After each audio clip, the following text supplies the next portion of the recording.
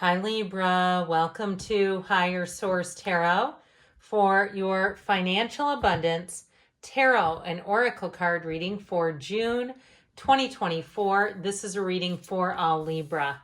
Sun, Moon, Rising, and Venus. We are going to start off here with the Moonology Manifestation Oracle card deck. Then we'll get into the Fortune Oracle card deck. We're going past, present, future, and advice. And then we'll hear from the tarot here. All right, let us consult the cards. What advice do you have for Libra, please, to attract financial abundance and prosperity? What does Libra need to know about money, please? Messages for Libra about money, please. All right, we're going to use that as a clarifier. Don't know what it is. Single card stud, I heard. Isn't that a thing in poker or something? Okay, one card stud maybe. All right, same thing here. So we have the Chariot topple out into the reading. In the past here, you've got Temperance, the Seven of Pentacles, a bit of a weight here. You have in the present, the Four of Cups, the Ace of Swords, a decision to move forward here. In the future, you've got the Seven of Wands, the Queen of Swords, the Eight of Swords here. And the advice, you've got the High Priestess, the Hermit. So they're definitely telling you to plan things out, okay? Really, there's something here with a change, but it's all about the planning. And so looking at all your options before you make a decision to move forward. We have 5 major arcana here. We've got Cancer, Sagittarius, Virgo is here. You're in your own energy here with that Queen of Swords energy. So in the past, you have full moon in Libra, find balance with the card of the Phoenix. Be prepared to be renewed after a period of crisis.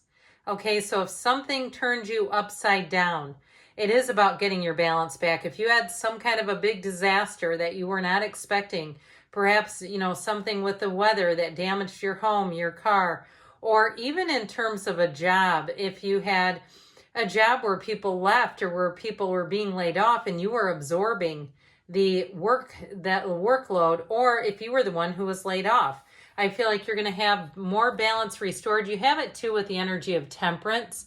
This brings in moderation. Now, I like this a lot. So you've got the Archangel Michael here who provides safety, protection, and security. But you also have the Fool, which suggests you're about to have a big leap of faith, a big transition. The Fool is the card of 0, pure potentiality. You stand in the sunlight of the Spirit. So even if you were flipped upside down on your head and you're going, I don't know which way is up right now, you have a new energy coming in. That Seven of Pentacles, though, is also a card of fortunate happenings. There's more money coming in as a result of whatever occurred. If you're waiting on an insurance settlement and it's been held up, your persistence will pay off. I feel like they are saying, don't quit 5 minutes before the miracle happens. Keep on motoring forward. Don't take no for an answer. And my best friend is an attorney. And when things shut down 4 years ago, I happened to have travel insurance on a trip. They kept trying to hold me off and tell me no. They were sending me other people's insurance. It wasn't even my trip, saying you didn't purchase this. They were saying you don't have it. Yes, I do. And so she said what they do with you is they wear you down until you'll finally give up. That's what they're trying to do with you. So I do feel like somebody here, you have a light at the end of the tunnel. If life has worn you down and you're saying, I don't know which way to go next, you're about to get some information that's going to help. So with this, you have here in the present celebrations and first quarter moon in Taurus, release control.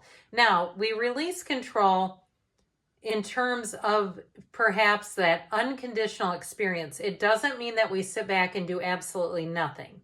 Okay, that we don't kind of take life into our own hands in some circumstances, especially when money is concerned. Now, release control if you're starting a new business, you're putting yourself on social media. You can only do what you can do. You can figure out the algorithm. You can try to do your best to understand it and to work with it so that you become a channel that gets views, or if it's a blog or something in some other social media, reels, whatever it is. You have celebrations. You are ready to bring new and exciting things into your life. So again, you put it out there, but it's also too reminds me of what happens with energy when we release an intention, because sometimes we set an intention and then we squeeze the ever living life out of it, right? We cap off all the energy going, please, please, please come in. And then it doesn't happen. Why? Because we had too much focus on it. And what it was really doing was focusing it in not happening.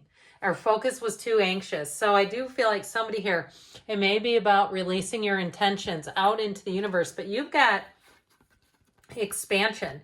Now with that Four of Cups, somebody here, you might be a little bit, concerned about expanding too quickly.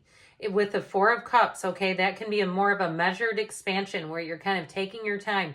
You're not rushing into anything. You're saying, look, I'm going to do this, especially if it's starting something new where you feel like you have a little bit of time. But with that, what happens is the Ace of Swords brings clarity. The Ace of Swords is a new beginning. Any contracts you have, if you have some situation that you have to rectify and you have emails or a contract, I feel like with that Knight of Cups, that Knight of Shining Armor, you're going to get it to the right people, especially too if you've been sending things forward and you've been getting a Four of Cups response, which is radio silence basically, or some perfunctory email that doesn't change anything. I feel like it's finally getting taken care of. That Ace of Swords brings in new goals. It brings in a fervor. It brings in setting goals and achieving them. So there's really nothing that can stop you in this energy. I also feel like too, it's about broadening your scope and your horizons. If your job is not doing it for you anymore, or your living environment, and you're kind of Four of Cupsing through work or Four of Cupsing into your driveway every day and saying, ugh, I know this was a good place at once. If you're having trouble too selling something, we got to get the energy back up. Abraham Hicks interviewed somebody in the hot seat that was trying to sell a house.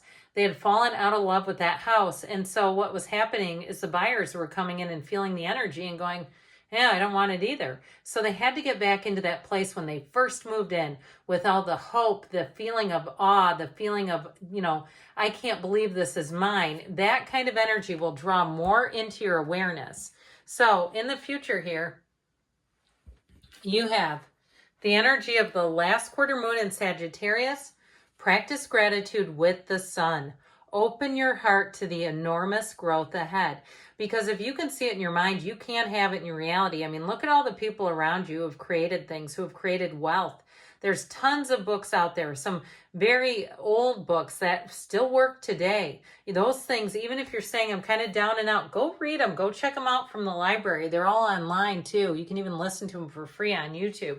Being in that place where you say, you know what, I'm going to get my mind right and I'm going to take the action with the Seven of Swords, Seven of Wands. And so with that Eight of Swords, it does feel to me in this reading a little bit of almost like guilt. Feeling like not wanting to move on for some reason or having sort of mixed feelings about it. And so these are the energies of the cards. So if you have an area of your life that you're not completely certain about, I feel like they're saying you need to step into that Queen of Swords energy.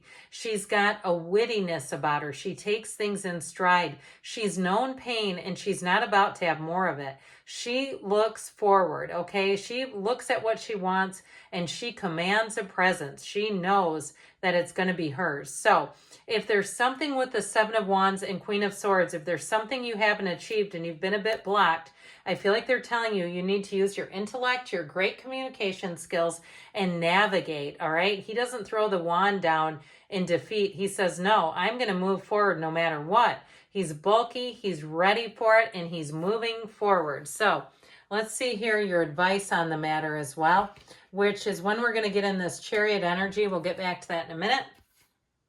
First quarter moon in Virgo. Assess the situation, and you have the card of abundance. Lucky times are ahead of you, along with good news, success, and prosperity. So more will be revealed for you, but you have quite a lineup here. Now, these two together, the High Priestess and the Hermit, are definitely about planning. They're definitely a spiritual energy too. So the High Priestess looks and evaluates things. The Hermit is a card of success. He's an inner knowing and inner peace. Now the Seven of Cups shows too that you're going to have choices. And so I feel like they're saying not to be too impulsive, to look at everything, But with the Chariot energy, you will be driven to success. So it's like you size things up and then you don't stop until you've won. That's how this one will play out. So you definitely have success here with money, new opportunities coming in. It might take a bit of follow through on your part, but it is happening. Good things are on the way for you, Libra. I love you, and I'll be back again soon.